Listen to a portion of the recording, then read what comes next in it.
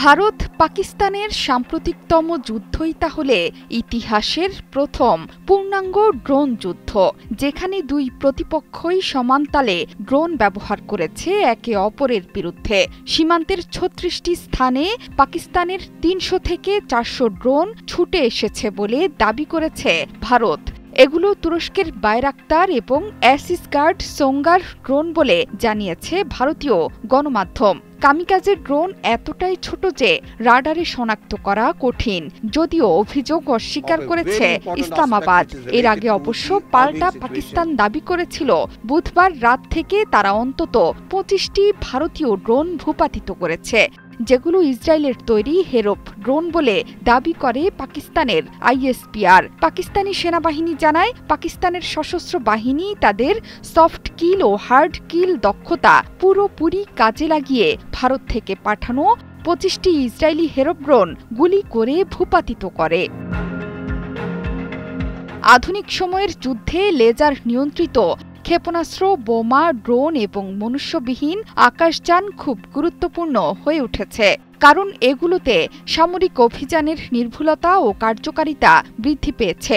বিমান হামলার জন্য শত্রুর অবস্থান শনাক্ত করতে পারে এসব অত্যাধুনিক প্রযুক্তির ড্রোন। আর কিছু ড্রোন এমনভাবে তৈরি যে তারা নিজের নিশানা ঠিক করে দ্রুত ও নির্ভুলভাবে হামলায় সাহায্য করতে পারে। আর এই সময়ে ড্রোন ব্যবহৃত হচ্ছে শত্রুর আকাশ প্রতিরক্ষা ব্যবস্থা দুর্বল বা বিভ্রান্ত করতে।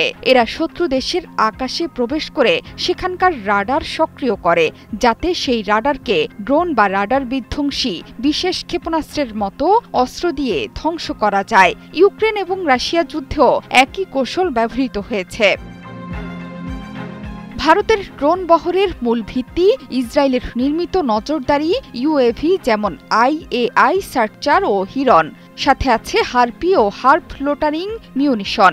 এগুলো স্বয়ংক্রিয়ভাবে নজরদারি করতে ও নির্ভুল হামলা চালাতে সক্ষম। হার্প ড্রোন বিশেষভাবে গুরুত্বপূর্ণ লক্ষ্যবস্তুতে নির্ভুল আঘাত হানতে সক্ষম। অন্যদিকে হিরন ভারতের উঁচু থেকে নজরদারি চালানোর চোখ, যা শান্তি ও যুদ্ধকালীন দুই ব্যবস্থায় কার্যকর।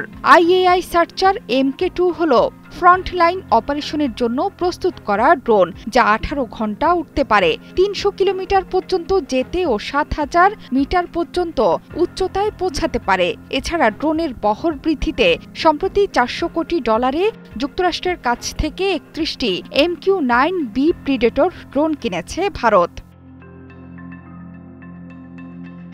অন্যদিকে পাকিস্তানের ড্রোন বহরে বৈচিত্র্য আছে।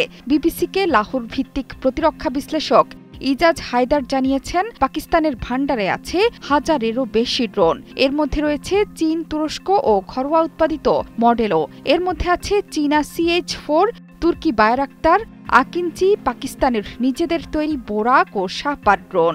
এর পাশাপাশি পাকিস্তান লয়টারিং অস্ত্রও তৈরি করেছে, যা আঘাত হানার সক্ষমতা বাড়িয়ে তুলেছে। এছাড়া পাকিস্তানের বিমান বাহিনী প্রায় 1 দশক ধরে মনুষ্যবিহীন ড্রোনের সমন্বয় ঘটাচ্ছে। ভারত পাকিস্তান দুই দেশই প্রযুক্তিগত দিক থেকে তৃতীয় দেশের ওপর নির্ভরশীল।